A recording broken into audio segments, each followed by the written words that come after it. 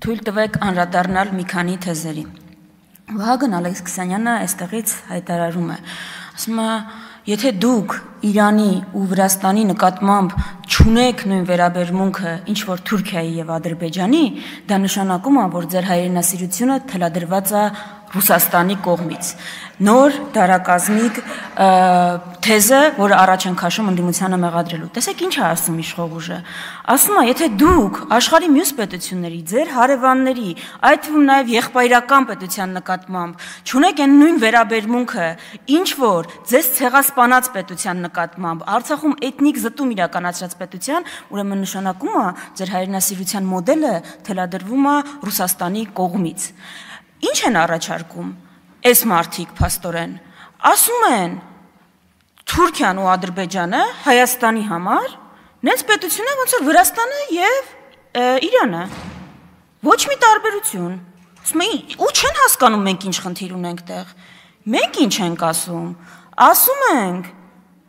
Թուրքիան աշխարհի միակ պետությունն է, ով ցեղասպանել է այս ազգին, ու մինչև հիմա չի ընդունում այդ ցեղասպանությունը, ու մինչև հիմա շարունակում է այդ քաղաքականությունը, ու մինչև հիմա հերոսացնում է այդ ցեղասպանությունը իրականացնողներին։ Ադրբեջանը այն պետությունն է, ով այդ քաղաքականությունը կրկնել է Արցախում, շարունակում է այդ քաղաքականությունը, ու այս երկու պետությունը ասում են մենք մի ազգ ենք, երկու պետություն։ Ու հա, մեր ու ձեր տարբերությունը այլընտրանքը նաև այդտեղ է արտաքին քաղաքական, որ ասում ենք մենք մեր արտաքին քաղաքական օրակարգի, հայեցակարգի հիմքում պիտի հենց այս նաև դնենք։ Այո, տարբեր վերաբերմունք պիտի ունենանք մեզ ցեղասպանած պետության ու այդ ցեղասպանության հետ չարերեսվողի հետ։ Դուք ինչ եք առաջարկում, ասում եք Իրանը ու Թուրքիան նույնն են։ Ինչի ոնց որ Թուրքիային եք վերաբերվում, Իրանին չեք վերաբերում։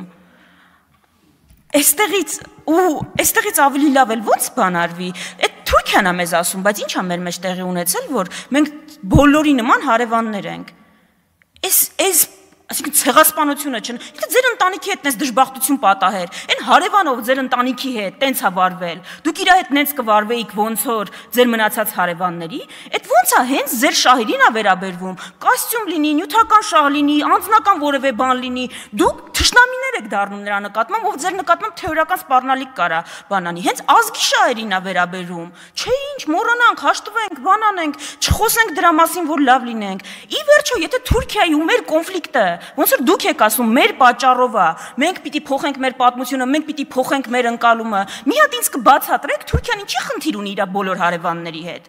Կիպրացիների հետ էլ կիպրացիների պատճառով է, հույնների հետ հույնների պատճառով է, Սիրիա ինչի մտան, սիրիացիների պատճառով է, կարող է ամեն դեպքում ձեր թեզը թուրքական թեզը ու մեր պատճառով չի այդ կոնֆլիկտը, իրանց պատճառով է։ Հաջորդը, ասում է Քրիստիան Վարդանյանը ասում է, այս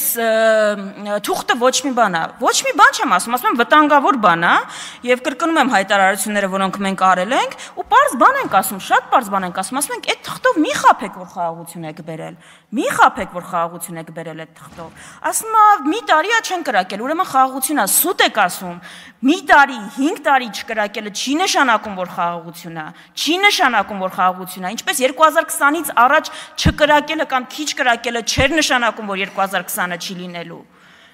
Ասում են զոհը չենք ունեցել։ Ես հիմա եկեք այդ պաշտոնական զոհերը իրոք հանենք, տեսնենք ում օրոք ավելի խաղաղ եղել, ում չէ։ Ես գիտեմ երկրորդ նախագահի կառավարման տարիների պաշտոնական թվերը 10 տարում 92 զոհ։ Ձերը կարակ հանենք, տենանք 7 տարի եք, քանի զոհ եք ունեցել։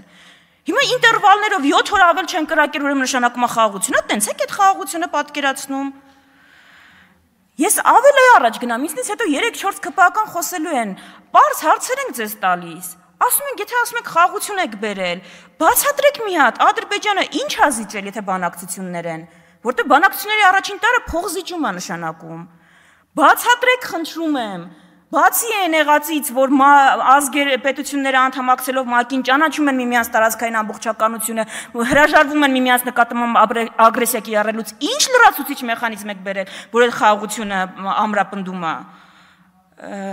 Ընդհանրապես ինչ ա զիջել Ադրբեջանը։ Այս սրան կարակ պատասխանեք, դաշնակցությանը հոգեվերլուծություն, ինչ ուզում եք արեք, կգաք, հեսա նախկիններ, ներկաներ, հատկապես վստահ եմ դուք։ Կարակ այս հարցերից մեկին անդրադառնաք։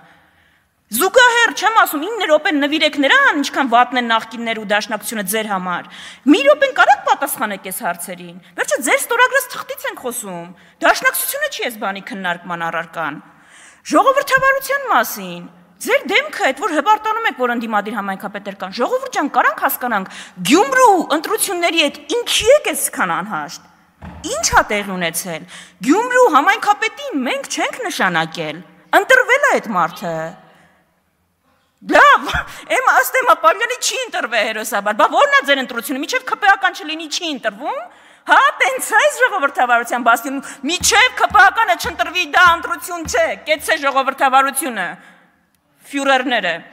Հիմա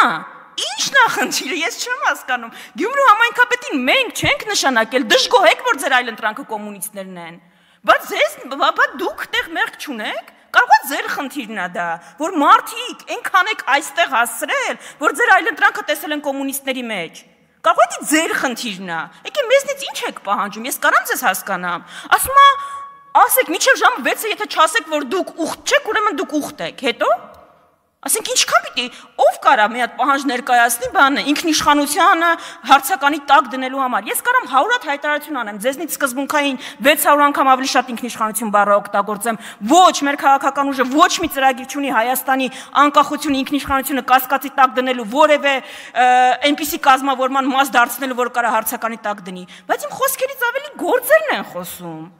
օրինակ Իեն ժամանակի որ իմ ուժը կոալիցիան կառավարություն է եղել, Երևանից երբ որ հարավ են գնացել, մենք ինչ երկրի դրոշ ասես չենք տեսել։ Հիմա դուք տեսել եք մեր երկրում ինչա կատարվում։ Ինքնիշխանություն նշանակում է առաջին տարի ինքնիշխանության, սեփական տարածքի նկատմամբ վերահսկողություն ունենալ։ Հիմա դուք ինքնիշխանություն եք պահպանել, Երևանից գնում ենք հարավ, Ռուսաստանի դրոշ, Իրանի դրոշ Ադրբեջանի դրոշ Սյունիքում, այս ինչ ասում եմ Սյունիքում, հեսայելի եմ ասել, երևի Ամերիկայի դրոշ էլ կբերեք ու բացականչում եք ինքնիշխանությունից։ Այդ ինքնիշխանությունը ինչ պոզով պոչով կենթանի է, մի հատ կնկարագրեք, կարող է ինքնիշխանությունը հակադիր է նրան, որ քո երկրի տարածքում թշնամական զորքեր չկան։ Այդ դուք այնքան ինքնիշխան եք, ժողովուրդ,